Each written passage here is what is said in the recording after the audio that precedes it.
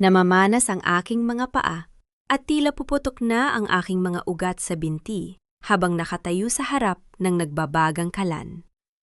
7 buwan na ang dinadala ko sa aking sinapupunan, ngunit dito sa kusinang ito, hindi ako isang nagdadalang tao, kundi isang makina.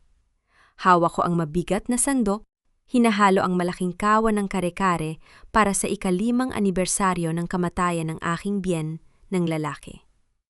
Ang bawat patak ng pawis ko ay humahalo sa usok, isang sakripisyong matagal ko nang itinuturing na obligasyon. Ngunit ang lahat ng pagod ko ay tila nagyelo nang marinig ko ang pamilyar na boses mula sa bukana ng kusina.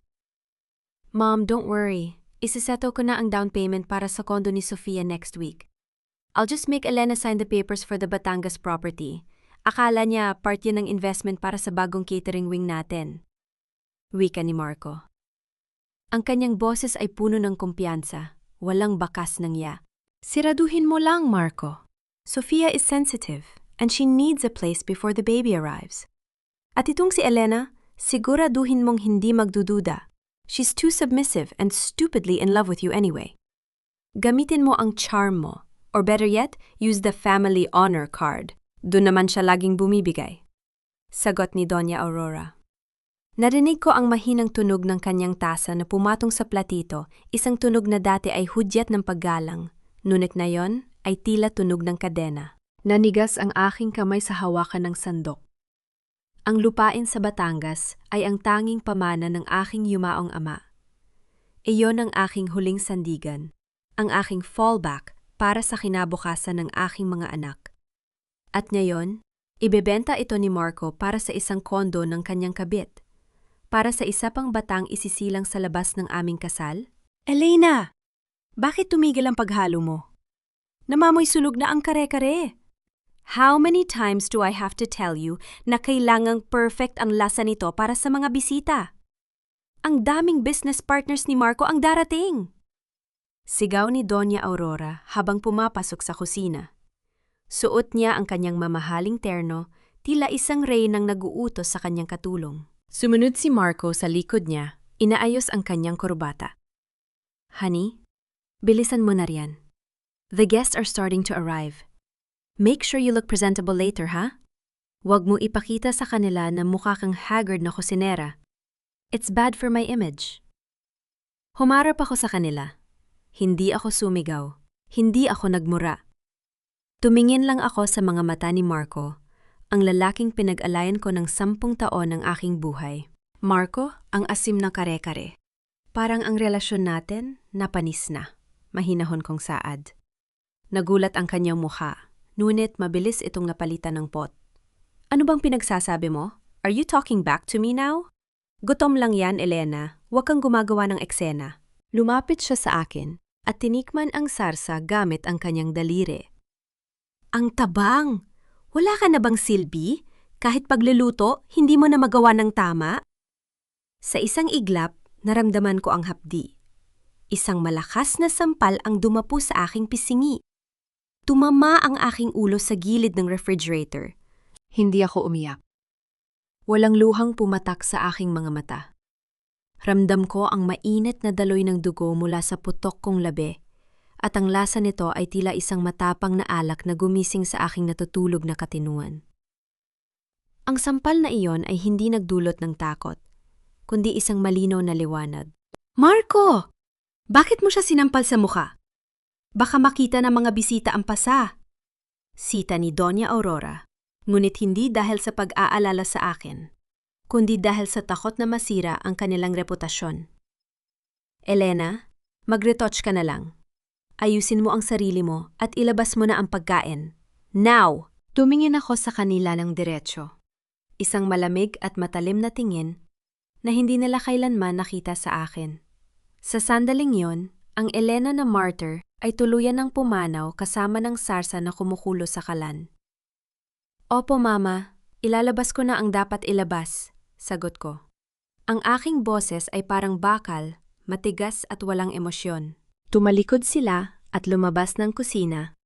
Kampanting susunod pa rin ako sa kanilang utos. Ngunit sa halip na ayusin ang aking makeup, Kinuha ko ang aking cellphone mula sa bulsa ng aking apron. Mabilis kong pinindot ang isang number na matagal ko nang itinago. Ate Valdez, it's time. I-execute mo na ang Phase 1. I-leak mo ang lahat ng bank statements at ang video ng secret account ni Marco sa Board of Directors. At attorney, tawagan mo ang press. Sabihin mo may malaking revelasyon sa anibersaryo ng mga pamilyang akala mo ay desente, pero bulok hanggang buto. Binaba ko ang telepono. Kinuha ko ang isang baso ng malamig na tubig at ininom ito ng dahan-dahan. Ang bawat tigok ay tila nagpapatibay sa aking desisyon. Hindi ko na kailangan ng drama. Hindi ko na kailangan ng paliwanag. Ang kailangan ko ay ang mawasak ang mundong itinayo nila sa ibabaw ng aking mga sakripisyo. Naglakad ako patungo sa dining hall. Maririnig ang tawanan ng mga bisita at ang tunog ng mga kubyertos. Nakita ko si Marco na nakikipagkamay sa isang alkalde habang si Doña Aurora ay nagmamalaki tungkol sa kanilang happy family. Huminto ako sa pintuan. Ang aking kamay ay dahan-dahang humawak sa aking tiyan. Anak, huwag kang matakot. Mula ngayon, hindi na tayo magiging biktima. Mula ngayon, tayo na ang maniningil. Lumakad ako papasok sa gitna ng bulwagan, dala ang isang tray na walang laman, ngunit puno ng mga lihim na handang sumabog. Tumayo ako sa gitna ng marangyang bulwagan, bitbit ang tray na walang laman, habang ang hapdi sa aking pisingi ay nagsisilbing kape na nagpapanatiling gising sa aking diwa. Ang lahat ng mata ay nakatuon sa akin. Ang ilang bisita ay nagbubulungan. Marahil ay napansin ang bahagyang pamamaga ng aking labi na pilit kong itinago sa ilalim ng makapal na lipstick. Elena dear, why are you just standing there? Where's the main course? Malakas na tanong ni Doña Aurora. Ang kanyang boses ay puno ng peking tamis, isang maskarang kabisado ko na. Lumapit si Marco sa akin. Ang kanyang kamay ay humawak sa aking baywang. Isang haplos na dati ay nagpapakilig sa akin, pero ngayon ay tila ba gumagapang na uod sa aking balat. Are you okay, honey? You look a bit pale. Bulong niya, pero ang kanyang mga mata ay nagbabanta. Ang higpit ng hawak niya sa aking braso ay isang babala. Huwag kang gagawa ng ingay. Ngumiti ako sa kanya. Isang ngiting kasing lamig ng yelo. I'm fine, Marco. Medyo nahilo lang ako sa init ng kusina. The food is coming out now. Don't worry, everything is under control. Ibinigay ko ang tray sa isang waiter at dahan-dahang lumabas ng hall. Hindi ko sila bibigyan ng iskandalo ngayong gabi. Hindi dahil sa takot, kundi dahil ang isang reyna ay hindi nakikipag-away sa putikan. Mas gusto kong panuurin silang malunod sa sarili nilang dumi habang ako ay nakatayo sa tuyong lupa.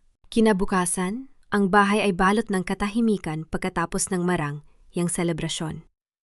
Habang nagkakape si Doña Aurora sa garden, lumapit ako sa kanya. Elena, mabuti at nandito ka. Bungad niya nang hindi man lang tumitingin sa akin. I need 50,000 pesos. My charity event ang club ko sa Friday and, as the matriarch of this family, I cannot afford to look cheap. I transfer mo na lang sa account ko. 50,000? Parang maliit yata yan, Mama. Sagot ko habang dahan-dahang nilalapag ang isang piraso ng papel sa mesa. Bakit hindi natin gawing 100,000? You deserve to shine, right? Nanlaki ang mga mata ng matanda. Really? Well, it's about time na ma-realize mo ang importansya ng social standing natin. Kinuha ko ang aking checkbook at mabilis na nagsulat. Pinirmahan ko ito ng may kasiguraduhan. Ang hindi niya alam, bago ako lumabas ng silid kanina, tinawagan ko na ang bangko para i-close ang account na yon sa loob ng 24 na oras. Ang checking hawak niya ay magiging isang pirasong basura na magpapahiya sa kanya sa harap ng kanyang mga high society friends. Pag-akyat ko sa ikalawang palapag, mabilis akong pumasok sa silid ng aking mga anak, sina Miko at Maya. Nakita ko silang nakaupo sa sahig, hawak ang isang tablet. Mommy? Mahinang tawag ni Maya. Namumula ang kanyang mga mata. We have it. Everything. Ipinakita sa akin ni Miko ang screen. Ito ang video recording mula sa hidden camera na itinago nila sa kusina kagabi. Malinaw na nakita ang pananampal ni Marco sa akin. ang pang-iinsulto ni Aurora, at ang kanilang pag-uusap tungkol sa lupain sa Batangas.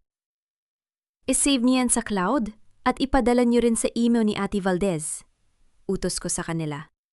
Hinaplos ko ang kanilang mga ulo. Huwag kayong matakot. Ang mommy ang bahala. We are leaving this cage very soon.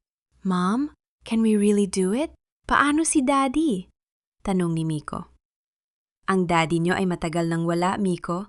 Ang taong nakikita niyo rito ay anino na lang ng kasinungalingan. Sagot ko ng may determinasyon. Pagkatapos ng ilang sandali, nakatanggap ako ng mensahe mula kay Ate Valdez. Phase 1 is complete. The board is furious. Marco's position as CEO is hanging by a thread. But Elena, be careful. Marco is desperate. Naganda ako para lumabas. Sinuot ko ang aking itim na blazer at inayos ang aking buhok.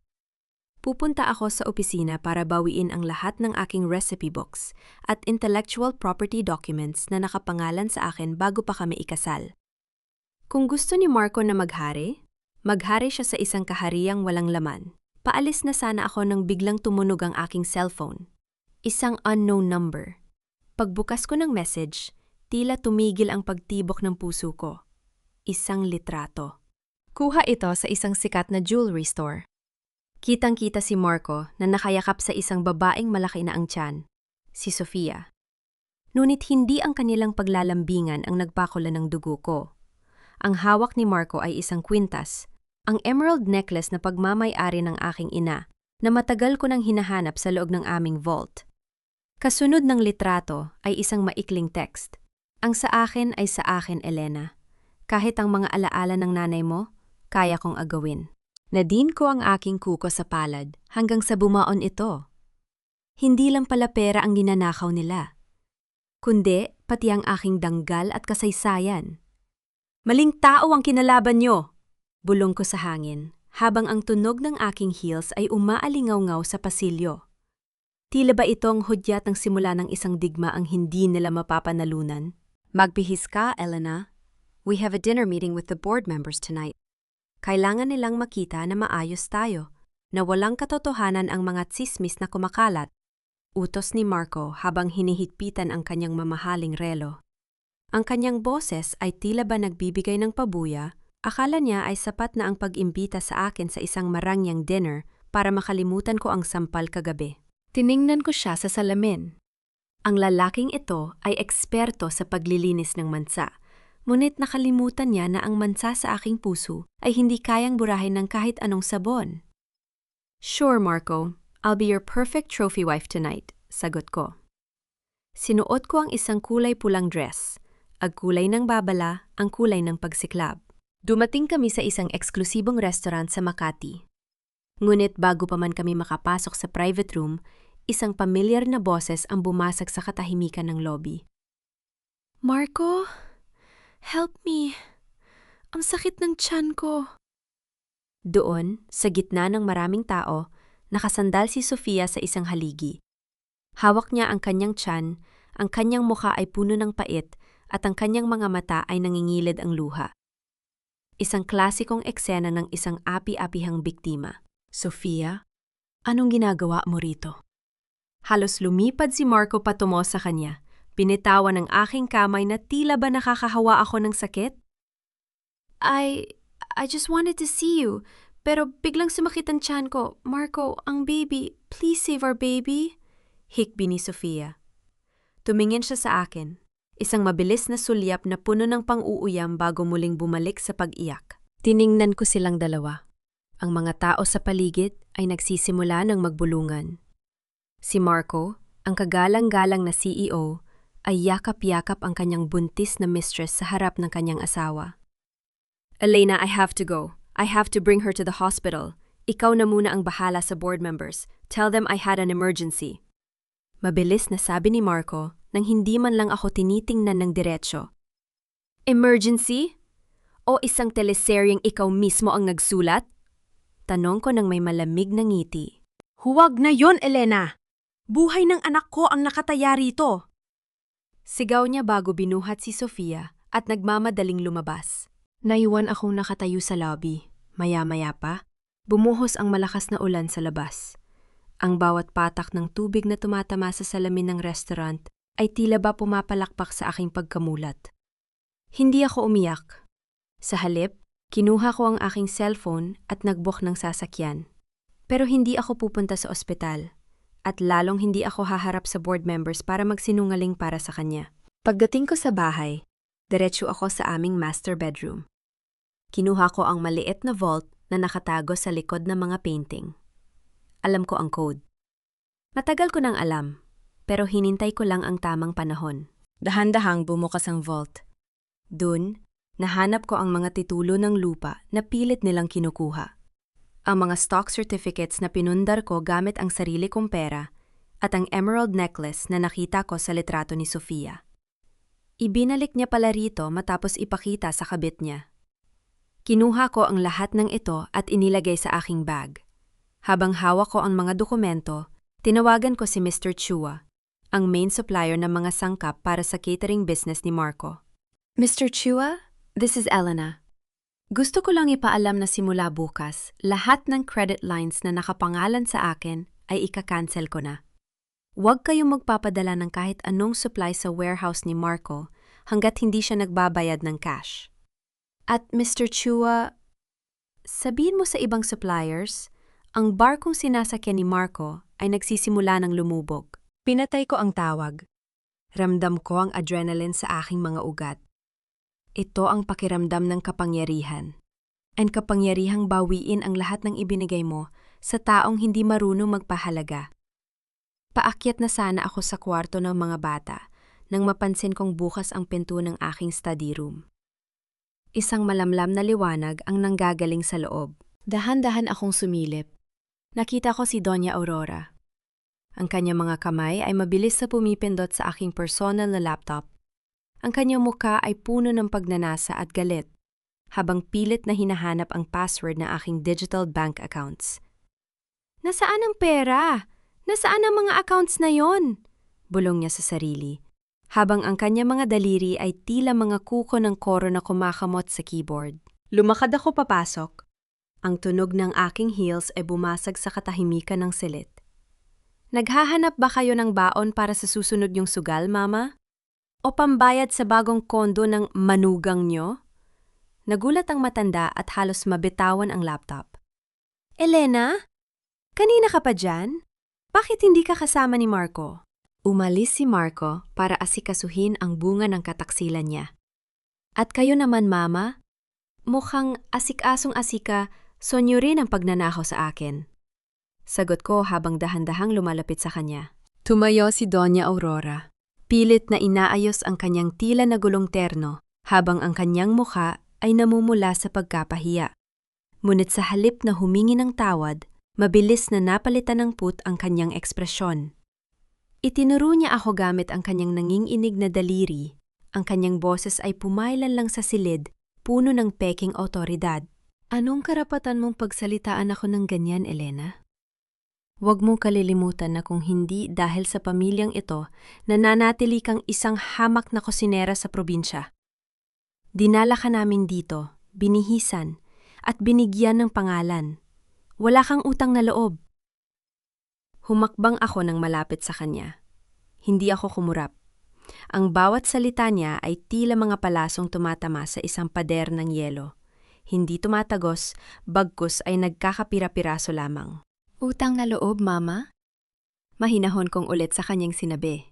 Isang mapait na tawa ang kumawala sa aking mga labi. Pag-usapan natin ang utang na yan. Nung pumasok ako sa pamilyang ito, 10 taon na ang nakalilipas. Ang kumpanya ni Marco ay malapit na sa pagkalugi. Ang mansyong ito ay nakasanla. Ang bawat sentimong ginamit nyo para pambayad sa inyong mga luho, sa inyong mga alahas, at sa inyong mga sugal sa kasino. Lahat ng iyon ay galing sa pawis ko. Galing sa mga recipe na binuo ko at sa negosyong pinatakbo ko. Habang kayo ay abala sa pagpapanggap na mayaman. Walang hiyang bata ka! Binabastos mo ako! Akmang sasampalin niya ako, pero mabilis kong nahawakan ang kanyang pulsuhan. Hindi ko ito pinilipit, pero sapat na ang higpit para maramdaman niya ang aking determinasyon. Hindi na ako ang batang madaling takutin ng inyong mga sigaw, Mama. Ang bawat sampal at bawat pang-iinsulto niyo sa akin sa loob ng 10 taon ay may katapat na presyo. At ngayon, oras na para maningil ako. Binitawan ko ang kanyang kamay. Kasabay nito, ang tunog ng mabilis na mga hakbang ay umalingaw-ngaw sa pasilyo. Bumukas ng marahas ang pinto at pumasok si Marco. Gusot-gusot ang kanyang kurbata, pawis na pawis, at ang kanyang mga mata ay nanlilisik sa galit at takot. Elena, anong ginawa mo? Sigaw niya habang iwinigayway ang kanyang cellphone. I just got a call from the bank. My personal and business accounts are frozen. At ang check na ibinigay mo kay Mama, it bounced. I was at the hospital with Sophia and I couldn't even pay the deposit because my cards were declined. Napahiya ako, Elena. I look like a loser in front of everyone. Tiningnan ko siya mula ulo hanggang paa. Ang kagalang-galang na CEO ay mukha ng basang sisiw. Nakakahiya nga naman, Marco. Mas nakakahiya pa yata kaysa sa pakikipagtalik sa ibang babae habang buntis ang legal mong asawa, hindi ba? Huwag mo akong simulan sa moralidad mo. Kailangan ko ng pera ngayon din. Ayusin mo ang bangko or I swear... Or what, Marco? Sasampalin mo ulit ako? Sige, gawin mo sa harap ng mga anak natin na kasalukuyan nagre-record ng bawat galaw mo. Wika ko habang itinuturo ang bahagyang nakabukas na pinto kung saan nakatayo ang aming mga anak, hawak ang kanilang mga gadgets. Natigilan si Marco. Ang kanyang kamay na nakakuyom ay dahan-dahang bumaba. Ang takot sa kanyang mga mata ay hindi para sa akin, kundi para sa kanyang reputasyon. You're insane! Bulong niya. No, Marco. I am finally sane, sagot ko. Lumakad ako patungo sa aking bag at kinuha ang isang envelope. By the way, kamusta si Sofia? Sabi mo sa ospital, nanganganib ang baby niyo? Inihagis ko ang mga papel sa mesa. I had a private investigator look into your precious mistress. Nakakatawa, Marco. Masyado kang nabulag sa pa-victim moves niya. Here is Sophia's medical record from 6 months ago and her real birth certificate of the child she's carrying. Kinuha ni Marco ang papel. Ang kanyang mga kamay ay nanginginig habang binabasa ang nilalaman nito.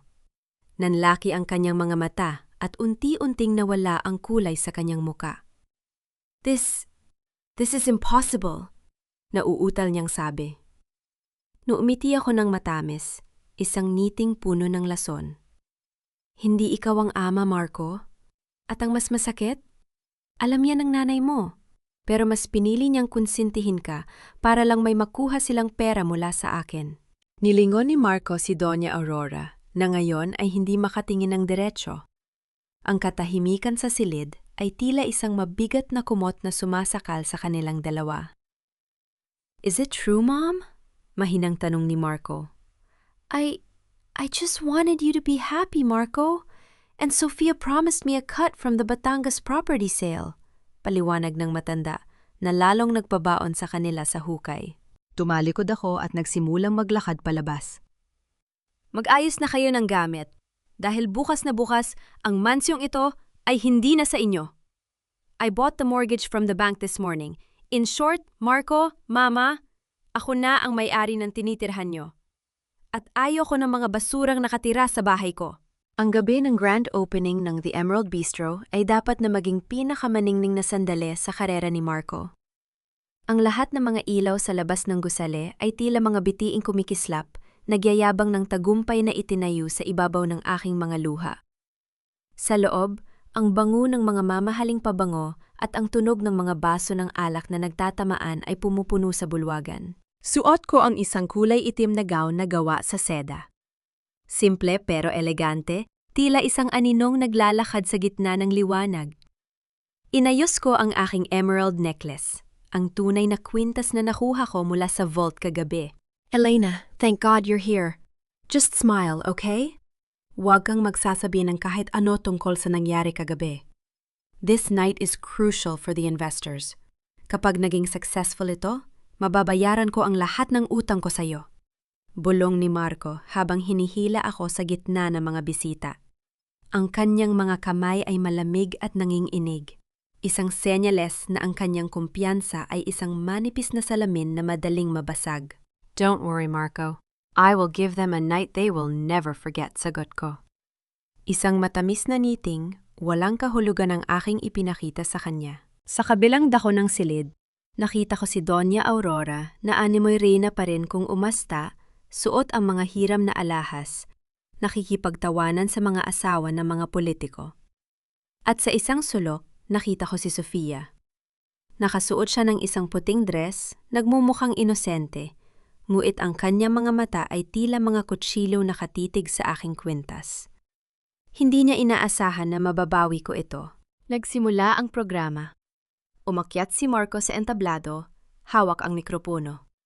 Ladies and gentlemen, welcome to the Emerald Bistro. Ang restaurant na ito ay simbolo ng aking dedikasyon, ng aking hard work, at ng aking vision para sa pagkaing Pilipino.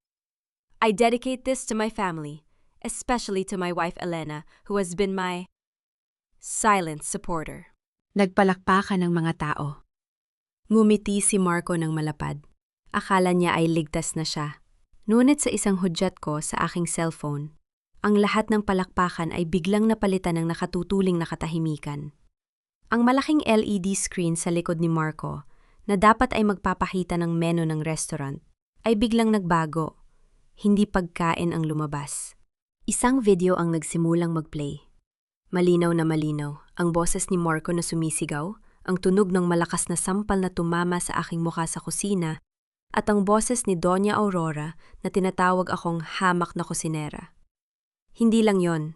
Lumitaw din ang mga dokumento ng mga bank transfers ni Marco sa personal account ni Sofia gamit ang pondo ng kumpanya. Nalaglag ang mikropono mula sa kamay ni Marco. Lumika ito ng isang matinis at mahabang tunog na bumutas sa katahimikan ng bulwagan. Ang kanyang muka ay nawala ng kulay, tila isang bangkay na nakatayo sa harap ng maraming tao. "What is this? Stop the video! Patayin niyo yan!" Sigaw ni Doña Aurora habang pilit na tinatabunan ang screen, ngunit huli na ang lahat. Ang bawat bisita ay nakatitig sa kanila ng may halong pandidiri at gulat. Lumakad ako paakyat sa entablado. Ang tunog ng aking heels sa kahoy na sahig ay tila ba tunog ng martilo o sa isang paghuhukom. Kinuha ko ang mikropono sa sahig. Ang restaurant na ito ay hindi simbolo ng iyong vision, Marco. Simbolo ito ng iyong pagnanakaw. Ang bawat recipe na ihahain dito ngayong gabi ay pag-aari ko. At dahil kinansela ko na ang lahat ng kontrata nyo sa mga suppliers at chefs, wala kayong ihahain sa mga taong ito, kundi ang inyong kahihiyan. Kasabay ng aking mga salita, ang mga pinto ng kusina ay bumukas. Ngunit hindi mga waiter ang lumabas. Ang lahat ng mga chef, ang mga kusinero na 10 taon ko nang kasama, ay lumabas na bitbit ang kanilang sariling mga gamit. Isa-isa nilang hinubad ang kanilang mga uniforme at inilapag sa sahig. "We quit, Mr. Marco. We don't work for abusers." Wika ng aming head chef bago sila sabay-sabay na lumakad palabas. "Elena, you can't do this. Sisirain mo ako." Sigaw ni Marco. Susugurin niya sana ako na. Ngunit hinarang siya ng 2 security guards na ako mismo ang nag-hire para sa gabing ito. "Sira ka na, Marco." "Noon pa. Ngayon lang nalaman ng mundo." Malamig kong sagot. Nilingon ko si Sofia na ngayon ay pilit na nagtatago sa mga tao. "At ikaw, Sofia? Huwag kang mag-alala. Ang kondo na ipinangako ni Marco sa'yo, nakapangalan na yon sa mga anak ko. You can pack your bags tonight." Tumalikod ako at bumaba ng entablado. Habang naglalakad ako, palabas ng restaurant na kailanman ay hindi na magbubukas, narinig ko ang kaguluhan sa loob. Ang mga investors na humihingi ng paliwanag, ang mga flash ng kamera ng mga media na kanina ko pa tinawagan, at ang desperadong pag-iyak ni Doña Aurora. Huminga ako ng malaya. Ang hangin sa labas ay sariwa, malayo sa lansa ng kasinungalingan sa loob. Ngunit bago ako makasakay sa aking sasakyan, isang itim na sedan ang huminto sa aking harap. Bumaba ang bintana nito at nakita ko si Ate Valdez. "Elena, tagumpay ang phase 2, pero may kailangan kang malaman." Yika niya ng may seryosong tono. Nakita ng mga tao ko si Marco na tumatawag sa isang taong galing sa madilim niyang nakaraan sa probinsya. He's not going to give up without a fight. At ang target niya ay ang mga bata. Nanigas ang aking buong katawan. Ang tagumpay na naramdaman ko ay biglang napalitan ng isang matalim na kaba. Ang bawat tibok ng aking puso ay tila isang tambol na nagbababala ng panganib. Hindi ko hinaya ang lamunin ako ng takot. Sa mundo ng mga lobo, ang unang nanginginig ang siyang unang milalapa. Attorney, siguraduhin mo nakabantay ang mga tao natin sa school ni Miko at Maya. Huwag mong hahayaang makalapit si Marco o kahit sino na hindi ko autorisado. Utos ko sa telpo, no habang mabilis na nagmamaneho pa uwi. Ang aking mga kamay ay mahigpit na nakahawak sa manibela. Ang aking mga mata ay nakatuon sa kalsada, ngunit ang aking isip ay isang chessboard na bumubuo ng susunod na hakbang. Nagawa ko na, Elena. Pero kailangan mong mag-ingat. Marco has nothing to lose now. Isang hayop na sugatan ay mas masama pa sa isang hayop na nagugutom. Sagot ni Ate Valdez bago namin tinapos ang tawag. Pagdating ko sa mansyon, sinalubong ako ng katahimikan na tila ba isang mabigat na kumot. Ngunit pagpasok ko sa loob, bumungad sa akin ang isang eksyenang hindi ko inaasahan. Nakaupo si Sofia sa sofa. Yakap-yakap ang kanyang tiyan, habang si Doña Aurora ay abalang nag-eempake ng kanyang mga mamahaling gamit. Si Marco naman ay nakatayo sa gitna ng sala, hawak ang isang bote ng alak. Ang kanyang mga mata ay mapupula, bakas ang magdamag na pag-iyak at galit. Nandito na ang Reyna! Wika ni Marco nang mapansin ako. Isang mapait na tawa ang kumawala sa kanyang mga labi. Masaya ka na ba, Elena? You destroyed everything. My business, my reputation. Are you happy now? Hindi ko siya sinagot. Lumakad ako patungo sa kusina para kumuha ng tubig. Ang aking katahimikan ay tila isang sampal sa kanyang muka. Huwag mo akong talikuran! Sigaw ni Marco. Mabilis siyang lumapit sa akin at hinawakan ang aking braso. Ang amoy ng alak sa kanyang hininga ay nakakasuka. Kailangan ko ng pera. Ibigay mo sa akin ang titulo ng Batangas property at aalis na kami. Hahayaan na kita. Dahan-dahan kong inalis ang kanyang kamay mula sa aking braso. Ang lupain sa Batangas ay hindi para sa iyo, Marco, at lalong hindi para pambayad sa mga kasalanan mo. It belongs to my children. Marco, please, let's just go. Baka masama ito sa baby. Singit ni Sofia sa kanyang pilit na mahining boses. Lumapit siya kay Marco at humawak sa balikat nito. Tumingin sa akin ng may halong takot at panunumbat. Elena, bakit kailangang umabot sa ganito? Pamilya pa rin tayo, di ba? Kahit para na lang sa batas sa sinapupunan ko. Tiningnan ko si Sofia mula ulo hanggang paa. Isang malamig na ngiti ang sumilay sa aking mga labi. Sofia, hanggang ngayon ba ay gagamitin mo pa rin ang batang yan? Ang batang alam nating dalawa na hindi kay Marco? Nanigas si Sofia. Ang kanyang mukha ay nawalan ng kulay at ang kanyang kamay na nasa balikat ni Marco ay dahan-dahang nanginig.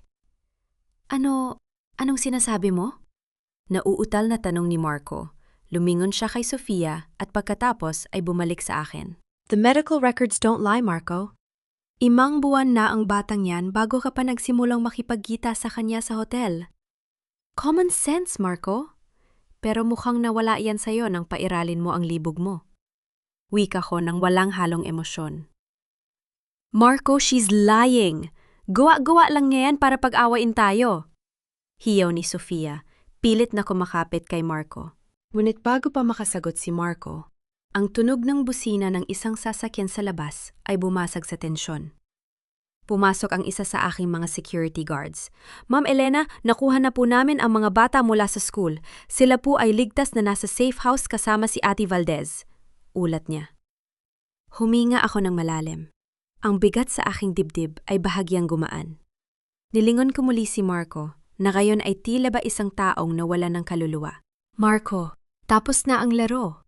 Ang mga bata ay hindi mo na mahahawakan. At itong bahay, ang sheriff ay darating sa loob ng isang oras para ilabas ang lahat ng gamit nyo. You have 60 minutes to be a man for the first time in your life and leave peacefully. Walang hiya ka, Elena! Hindi mo ako mapapalaya sa sarili kong bahay. Sigaw ni Doña Aurora habang bumababa ng hagdan, bit-bit ang kanyang mga designer bags. I will sue you. Ipadlalaban ko ang karapatan ko rito. Sue me then, Mama. But remember, the money you're using for your lawyers is the same money I already cut off. Good luck finding a lawyer who works for free.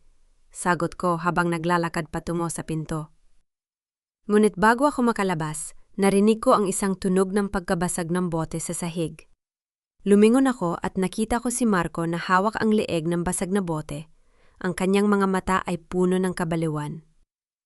If I can't have this life, Elena, then no one will. Bulong niya. Hindi siya sa akin sumugod. Sa halip, mabilis siyang tumakbo patungo sa itaas, kung saan naroon ang main gas valve ng mansyon. Marco, wag! Hiyaw ni Sofia, pero huli na. Ang bawat segundo ay tila tumigil sa pag-ikot. Ang amoy ng gas ay nagsimulang kumalat sa buong kabahayan, isang amoy na nagbabadya ng isang pagsabog na wawasak sa lahat ng alaala ng pait at sakit. Ang amoy ng gas ay tila isang invisible na kamay na sumasakal sa aking lalamunan. Bawat hininga ko ay nagdadala ng lasa ng panganib, isang matapang at nakalulunod na amoy na mabilis na lumalaganap sa bawat sulok ng mansyong dati ay itinuturing kong tahanan. Marco, bitawan mo yan! Huwag kang mabaliw! Ang tili ni Sofia ay umalingaw-ngaw sa pasilyo, puno ng takot na hindi para sa sanggol, kundi para sa sarili niyang buhay. Nakita ko siyang mabilis na tumatakbo palabas ng pinto, iniwan ang lalaking sinasabi niyang mahal niya sa gitna ng panganib. Si Doña Aurora naman ay natitigilan sa gitna ng sala. Yakap-yakap ang kanyang dalawang Hermes bag na tila ba ito ang magliligtas sa kanya mula sa apoy. Marco! Ang mga gamit ko! Ang mga alahas ko! Hiyaw ng matanda. Ngunit hindi siya pinansin ng kanyang anak. Nasa itaas si Marco, nakatayo sa dulo ng hagdan, hawak ang isang lighter. Ang tunog ng bakal na nagkiskisan mula sa lighter ay tila isang babala ng kamatayan sa gitna ng katahimikan. Isang maliit at asul na apoy ang sumulpot, sumasayaw-sayaw sa harap ng kanyang nanlilisik na mga mata. Isang pitik lang nito, Elena, at magsasama-sama tayong lahat sa impyerno, sigaw ni Marco. Ang kanyang boses ay basag, puno ng desperasyon ng isang taong wala nang babalikan. Hindi ako tumakbo. Dahan-dahan kong hinaplos ang aking tiyan, pilit na pinapakalma ang mabilis na tibok ng aking puso. Tiningnan ko si Marco ng diretso sa kanyang mga mata. Walang takot, walang pagsusumamo, kundi puro pandidiri. Gawin mo, Marco, hamon ko sa kanya. Ang aking boses ay matatag at malamig, tila ba hindi ako nakatayo sa isang bumbang handa ng sumabog. Show everyone that you are a coward who cannot face a world where you are not a king. Patunayan mo na wala kang ibang alam gawin, kundi ang manira, dahil hindi mo kayang magtagumpay sa sarili mong sikap. Natigilan si Marco. Ang apoy mula sa lighter ay bahagyang nanginig sa kanyang kamay. Akala mo ba matatakot mo ako? Pagpapatuloy ko habang dahan-dahang humahakbang patungo sa kanya. Ang buhay na kasama ka ay mas masahol pa sa impyerno, Marco. 10 taon akong nasunog sa inyong kalupitan. Kung mamamatay ako rito, mamamatay akong malaya. Pero ikaw, kahit sa kabilang buhay, dadalin mo ang tatak ng isang talunan. Tumigil ka! Huwag kang lalapit! Hiyaw niya, pero nakita ko ang pag-aalinlangan sa kanyang mga mata. Ang mga taong narcissist na katulad ni Marco ay masyadong mahal ang kanilang sarili para tuluyang magpakamatay. Ginagamit lang niya ang takot ko bilang sandata, pero wala na siyang bala. Sa isang mabilis na pagkakataon, ang mga bintana sa likod ni Marco ay nabasag. Hindi dahil sa pagsabog, kundi dahil sa pagpasok ng aking mga security personnel na gumamit ng tactical gear. Sa loob ng ilang segundo, narinig ang tunog ng mabibigat na hakbang sa sahig at ang marahas na pagbagsak ni Marco nang itakal siya ng 2 lalaki. Ang lighter ay tumalsik palayo. Agad itong sinakluban ng isa pang guard ng fire-resistant blanket. Nakuha na namin ang target, ma'am. Ligtas na po ang area. Ulat ng team leader. Lumapit ako kay Marco na ngayon ay nakadapa sa sahig, nakapusas ang mga kamay sa likod. Ang kanyang mukha ay nakasubsob sa karpet na dati ay siya ang nagmamay-ari, pero ngayon ay tuntungan na lamang ng aking tagumpay. Ilabas niyo na siya. Isama niyo na rin ang matandang yan. Utos ko habang itinuturo si Doña Aurora na ngayon ay tulala at nanginginig sa gilid. Habang hinihila sila palabas ng mga security, lumapit sa akin si Ate Valdez, nakabababa lang mula sa safe house. Ang kanyang mukha ay seryoso, hawak ang isang lumang folder na kulay brown. Elena, habang kinukuha namin ang mga bata, may nahanap kaming dokumento sa lihim na vault sa basement. Hindi ang vault na alam mo, kundi ang vault na pagmamay-ari ng biyena mong lalaki, wika ni attorney. Inabot ko ang folder. Pagbukas ko, ang aking puso ay tila tumigil sa pagtibok. Ito ay isang kopya ng original na testamento ng aking ama. Ngunit may isang nakasingit na papel, isang liha mula sa aking ama na may petsang 1 linggo bago siya na aksidente sa Batangas, 10 taon na ang nakalilipas.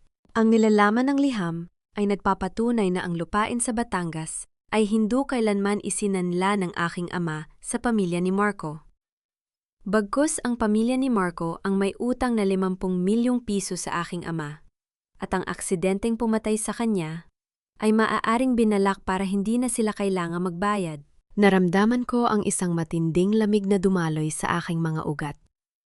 Hindi lang pala ako pinagsamantalahan bilang asawa at kusinera. Ang buong buhay ko sa pamilyang ito ay binuo sa ibabaw ng dugo ng aking sariling ama. Elena, may isa pang bagay, dagdag ni Ate Valdez. Ang secret informant na nagpapadala sa iyo ng mga litrato ni Marco at Sofia, nagpakilala na siya. Mula sa anino ng pinto, isang babae ang lumabas. Hindi siya si Sofia. Siya ay si Aling Marta, ang matandang mayordoma na 30 taon nang naninilbihan sa pamilya ni Marco, ang taong nakakita sa lahat ng kanilang kasalanan. Ma'am Elena, wika ni Aling Marta nang may malat na boses. May sasabihin ako sa inyo tungkol sa nangyari sa itaas ng bangin sa Batangas. 10 taon na ang nakalilipas. Hindi lang si Marco ang nandoon nung gabing yon. Ang boses ni Aling Marta ay nanginginig. Tila ba ang bawat salitang lumalabas sa kanyang bibig ay isang mabigat na batong matagal niyang dinala sa kanyang dibdib. Humakbang siya palapit sa akin. Ang kanyang mga kamay na kulubot ay dahan-dahang kinuha ang folder na hawak ni Ate Valdez. 10 taon na ang nakalilipas, Ma'am Elena. Nung gabing namatay ang tatay niyo sa Batangas, hindi yon simpleng aksidente. Simula ni Aling Marta. Ang kanyang mga mata ay nangingilid ang luha sa ilalim ng malamlam na ilaw ng sala. Narinig ko si Doña Aurora at ang asawa niya. Maluba ang utang nila sa kasino at sa mga black market lenders. Ang kumpanya nila ay parang bahay na gawa sa baraha. Isang ihip na lang ay guguho na. Nanatili akong tahimik. Ang aking buong katawan ay tila naging isang estatwa ng yelo. Ramdam ko ang galaw ng aking anak sa sinapupunan. Isang malakas na sipa na tila ba nakikiramay sa bigat ng aking nararamdaman. Pumunta ang tatay niya sa kanila para maningil. Mabait ang tatay niyo, ma'am. Binigyan niya sila ng palugit, pero si Doña Aurora, siya ang may pakana ng lahat. Alam niyang kapag nawala ang tatay niyo, ikaw na lang ang magiging tagapagmana. At dahil bata ka pa noon at walang malay sa negosyo, madali ka nilang mapapaikot sa pamamagitan ni Marco. Naramdaman ko ang lason ng katotohanan na dahan-dahang pumapatay sa huling piraso ng respeto ko sa pamilyang ito. Hindi lang ako naging asawa, naging puhunan ako. Ang 10 taon ng aking buhay ay isang mahabang transaksyon na binayaran ng dugo ng aking ama. Ipinasabotahin nila ang preno ng sasakyan ng tatay niyo bago siya bumalik sa Batangas. At si Marco, ma'am, alang ni Marco ang lahat. Siya ang inutusan ni Aurora na sumunod sa sasakyan para siguraduhin na wala makakaligtas. Tama na, bulong ko. Ang aking boses ay hindi nang hinig. Ito ay tuyo at matalim. Ang bawat salita ni Aling Marta ay tila isang kutsil, yun na humihiwa sa aking mga alaala. Ang mga halik ni Marco, ang mga pangako niya ng pagmamahal, lahat ng iyon ay bahagi ng isang madugong plano. Lumingon ako kay Ate Valdez. Attorney, dalhin mo si Aling Marta sa opisina mo. I-record mo ang bawat detalye ng testimonya niya at siguraduhin mong hindi siya mahahanap ng kahit sino. Paano ka, Elena? Tanong ni attorney nang may pag-aalala. Pupunta ako sa presinto. Gusto kong makita ang mukha ng mga demonyo, akala ko ay pamilya ko. Pagdating ko sa police station, sinalubong ako ng amoy ng lumang papel at kape. Doon, sa loob ng isang holding cell, nakaupo sina Marco at Doña Aurora. Wala na ang kanilang kinang. Si Marco ay nakayuko, ang kanyang buhok ay gulo-gulo, habang si Doña Aurora ay pilit pa ring nagmamaldita sa mga pulis. Elena, salamat at nandito ka. Tell them to let us out. Ipagkakaila ko ang lahat ng sinabi mo sa restaurant. We can fix this. Hiyaw ni Marco nang makita niya ako sa likod ng rehas. Lumapit ako ng dahan-dahan. Ang tunog ng aking sapatos sa semento ay tila ba tunog ng orasan na nagbibilang ng kanilang huling sandali. Inilabas ko ang lumang sulat ng aking ama at idinikit ito sa rehas. Batangas, 10 taon na ang nakalilipas. Panimula ko sa isang mahinang bulong na sapat na para marinig nila. The brakes failed. Isang aksidente na binalak nyo para takasan ng 50 milyong pisong utang nyo sa tatay ko. Biglang natigilan si Doña Aurora. Ang kanyang mukha na dati ay puno ng yabang ay biglang naging abo ang kulay. Ang kanyang mga labi ay nanginig pero walang salitang lumabas. Elena, listen. Hindi ko alam ang tungkol dyan. Si Papa ang may gawa niyan, hindi ako. Nauutal na depensa ni Marco, pilit na humahawak sa mga rehas. Sinundan mo siya, Marco. Pinanood mong mahulog ang sasakyan niya sa bangin. At pagkatapos, pinakasalan mo ang anak ng taong pinatay mo para lang makuha ang natitirang yaman niya. Wika ko. Dinuraan ko ang bawat salita. You didn't marry me, Marco. You harvested me. Pero ngayon, tapos na ang anihan. Wala kang ebidensya. Tsismis lang yan. Sigaw ni Doña Aurora, pilit na bumabalik sa kanyang pagiging matapang. Actually, may ebidensya ako, Mama. Ang testimonya ni Aling Marta at ang mga bank records na itinago ng asawa mo sa basement. See you in court for a non-bailable crime of plunder and possibly murder. Tumalikod ako. Habang naglalakad ako palabas, narinig ko ang desperadong sigaw ni Marco. Tinatawag ang pangalan ko. Nagsusumamo ng patawad na hinding-hindi darating. Ngunit bago ako makalabas ng gate ng presinto, isang babae ang humarang sa akin. Si Sofia. Hindi na siya nag-aas ng biktima. Ang kanyang mga mata ay nanlilisik at ang kanyang buhok ay gulo-gulo. May hawak siyang isang maliit na folder. Akala mo ba tapos na ang lahat, Elena? Wika niya ng may mapait na ngiti. You took my money? You took the house? Pero may isang bagay kang hindi alam. Marco wasn't the only one who was keeping secrets. At ang sekretong ito? Sisiguraduhin kong hindi lang ang pangalan mo ang masisira, kundi pati ang mga anak mo. Inabot niya sa akin ang isang dokumento, isang DNA result. At nang mabasa ko ang mga pangalan doon, naramdaman ko ang isang matinding panghihina na mas masakit pa sa anumang sampal na natanggap ko. Tila tumigil ang pag-inog ng mundo habang hawak ko ang puting papel na iniabot ni Sofia. Ang sikat ng araw sa labas ng presinto ay biglang naging malamig at ang hangin ay tila naging lason sa aking baga. Sa loob ng 10 taon, naniniwala ako sa isang katotohanang binuo ni Marco. Isang katotohanang naging rason ng aking pagtitiis at sakripisyo. Ngunit ang DNA result na ito ay nagsasabing ang lahat ay isang malaking kasinungalingan. 0% probability of paternity. Bulong ko sa aking sarili.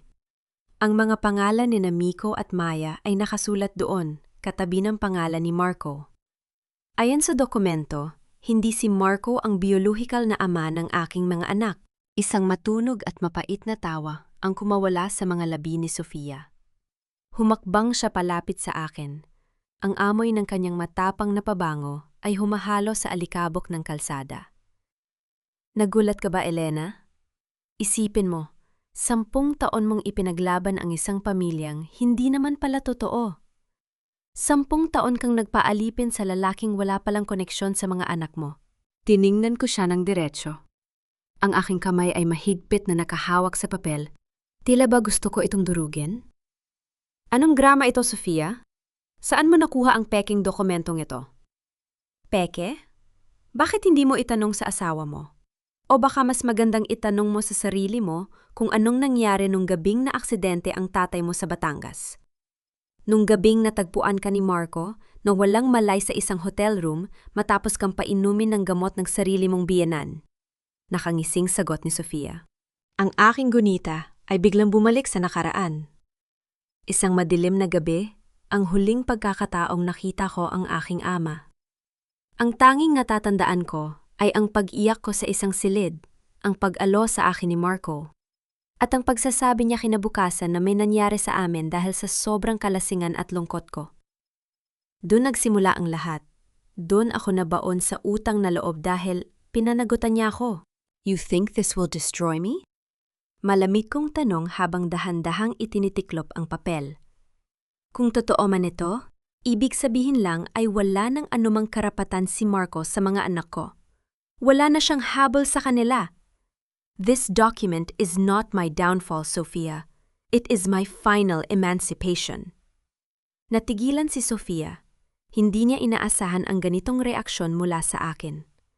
Akala niya ay luluhod ako at magmamakaawa na huwag niyang ilabas ang sikretong ito. But imagine the scandal, Elena. Ang pure and holy na si Elena, hindi alam kung sino ang ama ng kanyang mga anak? Sisirain ko ang reputasyon mo bago ka pa makapagsampa ng kaso laban kay Marco. Hiyaw niya. Ang kanyang mukha ay namumula na sa galit. Gawin mo, hamon ko. Ilabas mo. At kasabay niyan, ilalabas ko rin ang ebidensya na. Ang dokumentong yan ay bahagi ng isang planong panggagahasa at manipulasyon na ginawa ni Marco at Aurora 10 taon na ang nakalilipas. I will turn your scandal into a criminal case of aggravated rape through drugging. Ang takot na nais niyang iparamdam sa akin ay biglang bumalik sa kanya. Ang kanyang mga mata ay lumaki sa gulat.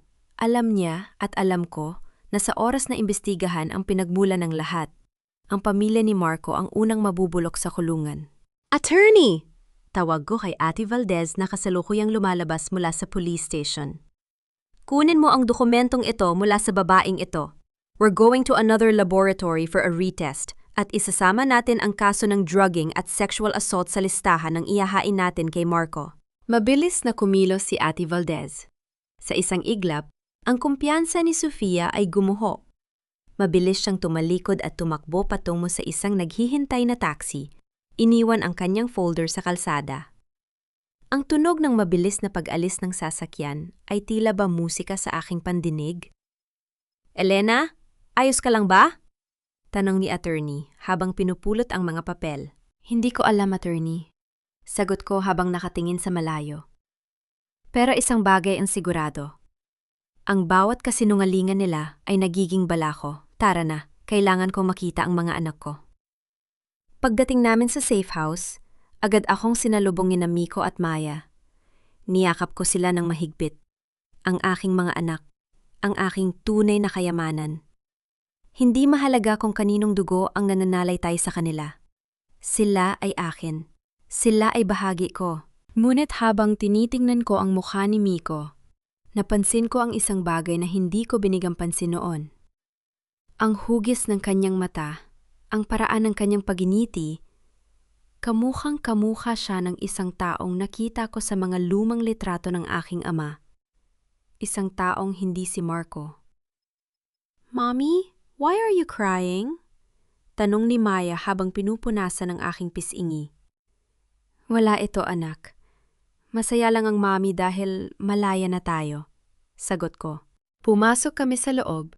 Pero hindi pa natatapos ang gabi nang makatanggap si Ate Valdez ng isang tawag. Ang kanyang mukha ay naging seryoso at ang kanyang boses ay bumaba. Elena, may problema. Si Marco, nakalaya siya. Hindi dahil sa piyansa, kundi dahil may isang makapangyarihang tao na kumuha sa kanya mula sa presinto. At ayon sa source ko, papunta sila rito ngayon. Ang tunog ng mga gulong ng sasakyan na huminto sa labas ng gate ay bumasag sa katahimikan ng gabi. Ang liwanag ng mga headlight ay tumagos sa mga kortina, tila ba mga mata ng isang halimaw na naghahanap ng biktima.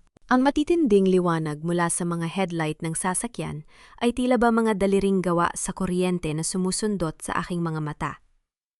Hindi ako kumurap. Hindi ako umatras. Pinanood ko ang pagbukas ng pinto ng isang mamahaling itim na SUV. Bumaba si Marco, maayos na ang kanyang suot, wala na ang bakas ng pagkakakulong, at sa tabi niya ay isang lalaking may uban na ang buhok. Ngunit bakas ang kapangyarihan sa bawat galaw nito. Si Don Sebastian, ang pinakamahigpit na karibal ng aking ama noon. At ang taong alam kong may kinalaman sa pagbagsak ng aming pamilya. Elena, lumabas ka diyan. Don't make this harder for yourself. Isuko mo na ang mga bata at ang mga dokumento. At baka mapatawad pa kita, sigaw ni Marco. Ang kanyang boses ay puno muli ng kayabangan. Tila ba meron siyang isang buong hukbo sa kanyang likuran? Mabilis kong naramdaman ang kamay ni Ate Valdez sa aking balikat. Elena, wag. Hayaan mong ako ang kumausap. Tumawag na ako ng backup. Hindi attorney. Malamig kong sagot. Ang mga hayop na ito, hindi nadadaan sa legal na usapan. Kailangan nilang makita ang mukha ng taong binuo nila sa sarili nilang kalupitan. Dahan-dahan kong binuksan ang pinto ng safe house. Ang malamig na hangin ng gabi ay humalik sa aking pisingi, nagdadala ng amoy ng ulan at pulbura. Humakbang ako palabas sa veranda. Ang aking tayo ay tuwid.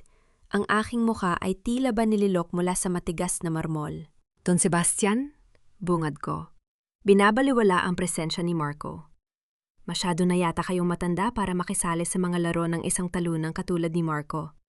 O baka naman natatakot kayo na ang mga lihim na itinago nyo kasama ng pamilya ni Marco, 10 taon na ang nakalilipas, ay tuluyan ng lumabas. Isang mapait na ngiti ang sumilay sa mukha ng matanda. Matalinong bata, kamukhang-kamukha mo ang iyong ama. Sayang at hindi niya natutunan kung kailan dapat yumuko. Marco, kunin mo ang gusto mo. Tapusin na natin ito. Mabilis na humakbang si Marco patungo sa akin. Ang kanyang mga mata ay nanlilisik sa galit. Akin na ang mga bata, Elena, at ang mga ebidensya, hawak mo. You think you're so smart? This ends tonight. Bago pa siya makalapit, itinaas ko ang aking cellphone. Isang maliit na pulang ilaw ang kumikislap dito.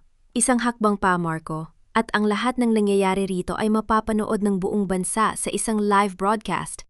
Hindi lang yon. Ang digital folder na naglalaman ng lahat ng transaksyon ni Don Sebastian at ng pamilya mo sa Batangas murder ay otomatikong mai-email sa lahat ng major news outlets sa loob ng 3 minuto kapag hindi ko pinindot ang cancel. Natigilan si Marco. Ang kanyang paa ay nakalutang sa hangin, tila ba biglang naging marupok na salamin ang lupang kanyang tinituntungan? Nilingon niya si Don Sebastian na ngayon ay kumunot ang ang kumpiyansa sa kanyang mukha ay napalitan ng isang matalim na kaba. You're bluffing, wika ni Don Sebastian. Ang kanyang boses ay bahagyang nanginig. Subukan niyo ako, hamon ko. Wala na akong takot sa inyo. Pinatay niyo ang tatay ko, ninakaw niyo ang kabataan ko, at sinubukan niyong sirain ang mga anak ko. Ang tanging natitira sa akin ay ang aking danggal at handa akong sunugin ang buong mundo para lang protektahan yon. Sa sandaling yon, ang tunog ng papalapit na mga sirena ng pulis ay bumasag sa katahimikan ng gabi. Ang asul at pulang liwanag ay nagsimulang sumayaw sa mga puno sa paligid. Ang backup ni Ate Valdez ay dumating na, at hindi lang sila basta mga pulis. Kasama nila ang mga tauhan ng National Bureau of Investigation. Marco, Don Sebastian, you are under arrest for the murder of Arturo Santos and for multiple counts of plunder and money laundering. Ang boses ng isang opisyal ay umalingaw sa pamamagitan ng isang megaphone. Nakita ko ang pagguho ng mundo ni Marco. Ang kanyang mga balikat ay bumagsak, ang kanyang muka ay naging abo ang kulay. Sinubukan niyang tumakbo pabalik sa sasakyan, ngunit mabilis siyang napalibutan ng mga armadong lalaki. Ang tunog ng mga posas na nagkandado sa kanyang mga pulso ay ang pinakamasarap na musikang narinig ko sa buong buhay ko. Lumapit ako kay Marco habang hinihila siya ng mga pulis. Ang aming mga mata ay nagtagpo sa huling pagkakataon. Marco, ang sabi mo kanina, this ends tonight? Tama ka. Bulong ko sa kanya, sapat na para siya lang ang makarinig. Pero hindi ito ang katapusan ko. Ito ang simula ng iyong habambuhay na pagkakakulong sa anino ng iyong mga kasalanan. At tungkol sa DNA result? Salamat. Dahil doon, mas napatunayan kong ang mga anak ko ay hinding-hindi magiging katulad mo. Habang isinasakay sila sa mga sasakyan ng pulis, lumapit sa akin si Ate Valdez, hawak ang isa pang dokumento. Elena, may huling twist sa kwentong ito. Ang retest ng DNA, lumabas na ang resulta habang papunta kami rito. Kinuha ko ang papel. Ang aking mga kamay ay nanginginig nang mabasa ko ang nilalaman nito. Si Marco ay hindi nga ang ama. Ngunit ang biyolohikal na ama ni Miko at Maya ay hindi isang estrangero. Ang pangalang nakasulat doon ay ang taong matagal nang pumanaw, ang taong tanging nagmahal sa akin ng tunay, ang aking kababata sa probinsya na inakala kong iniwan ako, ngunit ang totoo ay pinatay din ng pamilya ni Marco para tuluyan akong maangkin. Naramdaman ko ang isang matinding luhang pumatak sa aking pisingi, hindi dahil sa pait, kundi dahil sa paghilom. Ang mga anak ko ay bunga ng isang tunay na pag-ibig na sinubukang burahin ng kasamaan. Ngunit nanatiling buhay sa kanilang mga ngiti. 6 na buwan ang mabilis na lumipas.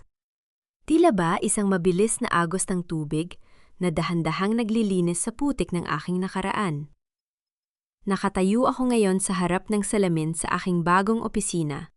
Isa't malawak at maliwanag na silid sa tuktok ng isang gusali sa tagig. Wala na ang amoy ng usok at lansa ng kusinang naging kulungan ko. Ngayon, ang tanging nalalasahan ko sa hangin ay ang bango ng tagumpay at ang lamig ng kalayaan. Ang Elena's Heritage Kitchen ay hindi na lang isang pangarap. Ito na ang pinaka-viral na cloud kitchen sa bansa. Ang bawat order na lumalabas sa aming mga kusina ay hindi lang pagkain. Ito ay simbolo ng aking pagbawi sa aking pagkatao. Mommy, everyone is waiting for you sa grand launch ng foundation. Tawag ni Miko.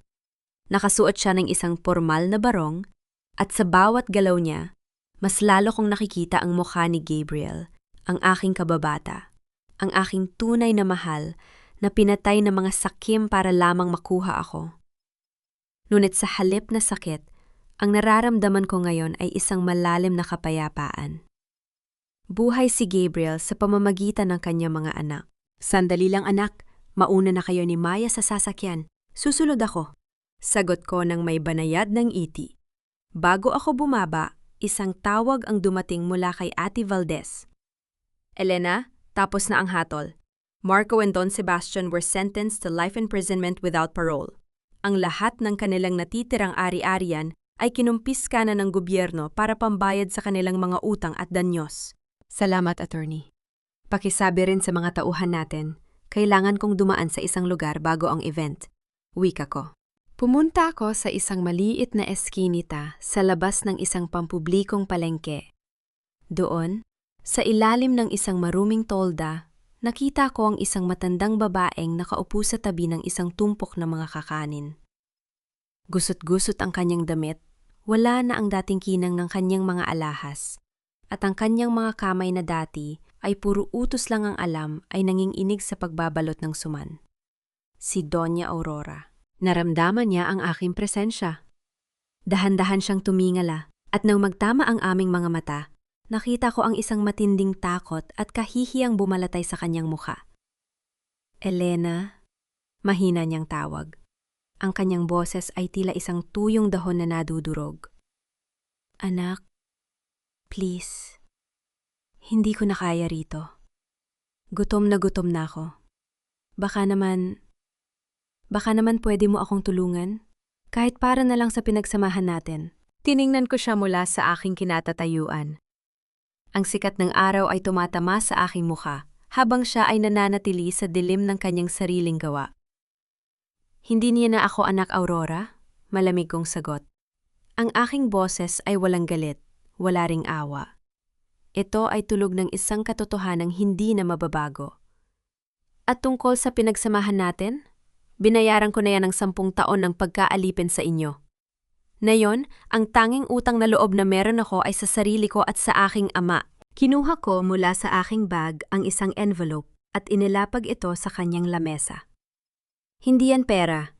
Yan ang ticket nyo pauwi sa probinsya nyo. Doon kayo tumanda, malayo sa mga taong niloko nyo. Yan ang huling tulong nga matatanggap nyo mula sa akin. Gamitin nyo ang natitirang panahon nyo para humingi ng tawad sa Diyos, dahil ang kapatawaran ko ay hindi kailanman libre. Tumalikod ako nang hindi hinihintay ang kanyang sagot. Narinig ko ang kanyang mahinang hagulgol sa likuran ko, isang tunog ng pagsisising huli na ang lahat. Sumakay ako sa aking sasakyan at tumuloy sa kulungan kung saan nakapiit si Marco. Gusto kong makita ang huling piraso ng aking nakaraan bago ko ito tuluyang ibaon. Nang magkita kami sa kabilang panig ng salamin, halos hindi ko siya makilala. Ang dating CEO na puno ng kayabangan ay isa na ngayang lalaking may guhit ng desperasyon sa no. Elena! Kusapin mo ang judge! Sabihin mo na pilitan lang ako. Gagawin ko ang lahat, Elena. Pakasalan mo ako ulit, magsisimula tayo. Sigaw niya, pilit na dinidikdik ang kanyang mga palad sa salamin. Numiti ako sa kanya, isang ngiting puno ng pait at tagumpay. Marco, may nakalimutan akong sabihin sa'yo sa huli nating pagkikita. Ang DNA result? Hindi lang yon nagsabing hindi ka ama. Nagsabi rin yon kung sino ang tunay na ama ni Miko at Maya. Natigilan si Marco. Ang kanyang mga mata ay nanlaki. Si Gabriel, ang lalaking pinapatay nyo 10 taon na ang nakalilipas dahil akala nyo ay mahina siya. Pero tingnan mo, Marco, ang dugo niya ang nagpapatakbo sa tagumpay ko ngayon. Ang mukha niya ang huling makikita mo sa tuwing maaalala mo ang mga anak na hinding-hindi naging sayo. Tumayo ako at inayos ang aking blazer. Goodbye, Marco. I hope the silence in this cell reminds you of the silence of my father and Gabriel every single night. Lumabas ako ng presinto na may magaan na pakiramdam. Pero habang naglalakad ako patungo sa parking lot, isang itim na kotse ang humarang sa akin. Bumaba si Sofia. Ang kanyang muka ay puno ng galit at may hawak siyang isang bagay na nakatago sa kanyang likuran. Akala mo ba nakatakas ka na, Elena? Kung mawawala rin lang ang lahat sa akin, sisiguraduhin kong sasama ka. Hiyaw niya habang mabilis na humahakbang patungo sa akin. Hindi ako gumalaw. Nanatili akong nakatayo ng matuwid habang mabilis na lumalapit sa akin si Sofia. Ang kanyang mukha ay hindi na mukha ng tao.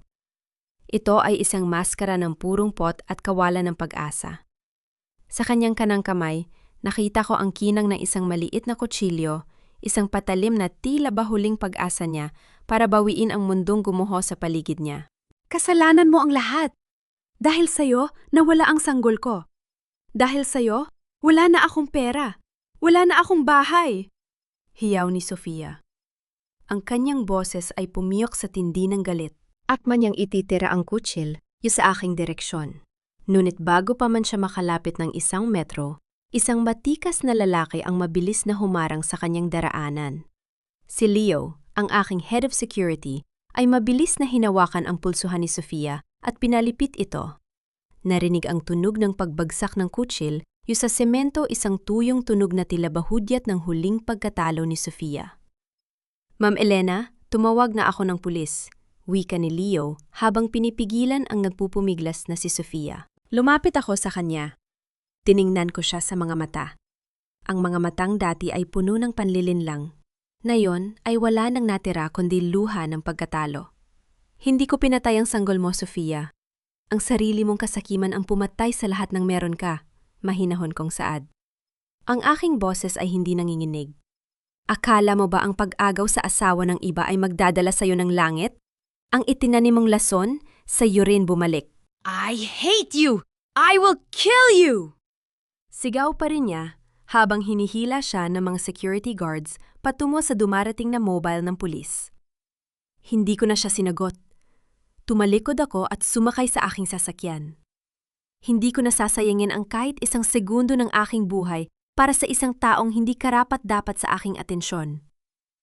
Ang paghihiganti ay matamis, pero ang pagbaliwala sa iyong mga kaaway ang siyang pinakamataas na uri ng tagumpay. Paglipas ng 1 oras, nakatayo na ako sa entablada ng aming bagong center, ang Gabriel and Arturo Foundation. Ang bulwagan ay puno ng mga kababaihan, mga biktima ng pang-aabuso, mga inang naiwan sa gitna ng hirap, at mga nangangarap na muling bumangon. Sa gitna ng palakpakan, nakita ko ang aking mga anak, sina Miko at Maya, na nakatayo sa unang hanay. Ang kanilang mga mata ay nagnaningning sa pagmamalaki. Ang buhay ay hindi tungkol sa kung gaano kakatagal naging biktima, panimula ko sa aking speech. Ang aking boses ay umalingaw-ngaw sa buong silid, malinaw at puno ng kapangyarihan. Ang tunay na buhay ay nagsisimula sa sandaling sabihin mo sa iyong sarili, hindi na. Hindi na ako magpapaalipin. Hindi na ako papayag na tapakan. Ang bawat sugat na natanggap ko sa kamay ng mga mapang-abuso ay naging hagdan ko para abutin ang bituin. Pagkatapos ng programa, lumabas kami ng mga anak ko sa garden ng center. Ang langit ay kulay kahel at lila. Isang napakagandang takib silim na naghuhudyat ng kapayapaan. May dumaang banayad na hangin. Tila ba isang mahinahong haplos sa aking pisingi? Pakiramdam ko, nandoon sina Papa at Gabriel. Nakangiti sa akin mula sa kabilang buhay payapa na dahil alam nilang nasa mabuting kamay ang kanilang mga mahal sa buhay. "Mommy, are you happy now?" Tanong ni Maya habang nakasandal sa aking braso. Sobrang saya, anak. Dahil sa wakas, ang hapagkainan natin ay puno na ng katotohanan at pagmamahal. Sagot ko. Hinawakan ko ang kanilang mga kamay. Kami ay 3, ngunit ang aming lakas ay tila ba isang hukbo. Wala nang anino ng pananakit, wala nang amoy ng gas na nagbabantang sumabog, wala nang boses na nagsasabing wala akong kwenta. Ang pangalang Elena ay hindi na simbolo ng isang masunuring kusinera. Ito na ang pangalan ng isang babaeng sumira sa kadena ng nakaraan para maging reyna ng sarili niyang tadhana. Ang bawat hakbang ko palayo sa mansyong iyon ay isang hakbang patungo sa liwanag na ako mismo ang lumika. Sa malayo, narinig ko ang kampana ng simbahan. Tila ba nagbubunyi para sa isang bagong simula? Ang gabi ay darating, pero hindi na ako natatakot sa dilim. Dahil ang apoy na dating gustong sumunog sa akin, ay siya na ngayong sulo na nagbibigay liwanag sa aking landas. 1 taon matapos ang pagbagsak ng imperyo ni Marco, ang pangalang Elena Santos ay naging tanyag na tatak ng katatagan sa buong Pilipinas.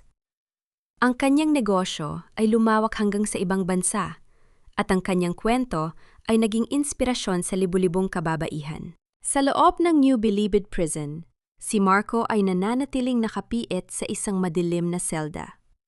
Ang kanyang tanging libangan ay ang panonood sa isang maliit na telebisyon kung saan madalas siyang nakakakita ng mga balita tungkol sa tagumpay ni Elena.